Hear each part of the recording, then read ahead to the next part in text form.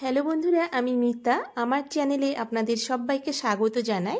আজকে আমি ফুলকপির ডাঁটা ভর্তা করে দেখাবো। ফুলকপির ডাঁটা ভর্তা বানানোর জন্য এখানে ফুলকপির ডাঁটা নিয়েছি। নরম ডাঁটাগুলো আমি ছোট ছোট করে কেটে নেব। অনেক সময় বাড়িতে ফুলকপি আনলে ডাঁটাগুলো ফেলে দিই। এইভাবে একবার ভর্তা বানিয়ে গরম ভাতের সঙ্গে খেয়ে দেখুন, খুব ভালো লাগবে। দেখুন ছোট করে কেটে নিয়েছি, তারপর ভালো করে ধুয়ে পরিষ্কার করে নিয়েছি। এরপর 1 গ্লাস জল ও সামান্য পরিমাণ লবণ দিয়ে ডাঁটাটাকে ভাপিয়ে নেব। এরপর ভর্তা বানানোর জন্য একটা কড়াইতে আমি শুকনো লঙ্কা ভেজে নেব। এখানে ভর্তাটা একটু ঝাল ঝাল হলেই ভালো লাগবে। দেখুন কয়েকটা শুকনো লঙ্কা ভেজে নিয়েছি। তারপর বেশ খানিকটা রসুন এবং কাঁচা লঙ্কা কুচি দিয়েছি। তারপর ভাপিয়ে রাখা ফুলকপির ডাঁটা দিলাম। এই সময় গ্যাসের ফ্লেমটা একদম লো রেখেছি। পরিমাণ মতো লবণ ও হলুদ দিলাম। এখানে তেলটা কম দেবেন, যেহেতু একটু পোড়া পোড়া ভাবে যদি ভর্তাটা বানানো যায় তাহলে খেতে ভালো লাগবে। এখানে আমি 3টে রুই মাছের পেটিতে আগে থেকে লবণ হলুদ মাখিয়ে রেখেছিলাম।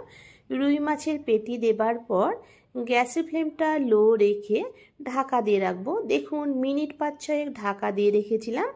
তারপর আমি হালকাভাবে মাছ এবং ফুলকপির ডাঁটাটাকে উল্টে দেব।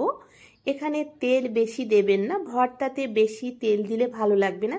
একটু পোড়া পোড়া হয়ে যদি ভর্তাটা বানানো যায় তাহলে খেতে ভালো লাগবে।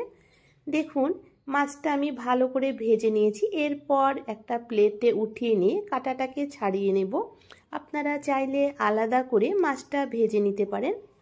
দেখুন মাছটা ভেজে নেবার পর আমি এখানে 3টে কুচনো পেঁয়াজ ও 1 মুঠো ধনেপাতা কুচি দিয়ে ফুলকপির ডাঁটার সঙ্গে পেঁয়াজ ও ধনেপাতা ভেজে নেব।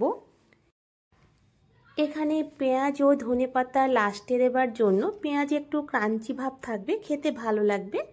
গ্যাসের ফ্লেমটা মিডিয়াম টু লোয়ে রেখে ফুলকপির ডাঁটার সঙ্গে পেঁয়াজ ও ধনেপাতা ভেজে নেব। দেখুন মিনিট 5-6 সময় নিয়ে ভেজে নিয়েছি। এরপর গ্যাসটা বন্ধ করে নিয়ে পুরোপুরি ঠান্ডা করে নেব। এরপর শিলনোড়াতে আমি শুকনো লঙ্কাতে সামান্য পরিমাণ লবণ দিয়ে প্রথমে শুকনো লঙ্কা বেটে নেব। আপনারা চাইলে মিক্সার গ্রাইন্ডারেও ভর্তাটা বানিয়ে নিতে পারেন, কিন্তু শিলনোড়াতে বেটে যদি ভর্তা বানান তাহলে ভর্তার টেস্টটা বেশি ভালো লাগে খেতে।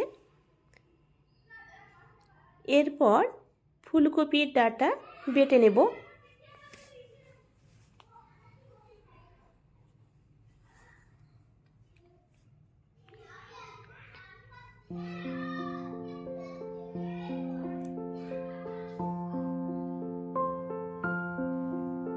দেখুন এদিকে মাছের আমি কাঁটাটা ছাড়িয়ে নিয়েছি।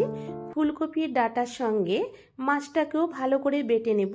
অনেক সময় আছে ফুলকপির ডাঁটা আমরা ফেলে দিই। ফেলে না দিয়ে যদি একবার এইভাবে আমার মতো করে ভর্তা বানিয়ে গরম ভাতে খেয়ে দেখুন তাহলে আর ফেলবেন না। দেখুন মাছ বেটে নেবার পর ফুলকপির ডাঁটার সঙ্গে সামান্য পরিমাণ তেল দিয়ে ভালো করে মেখে নিয়ে গরম ভাতে পরিবেশন করব ফুলকপির ডাঁটা ভর্তা।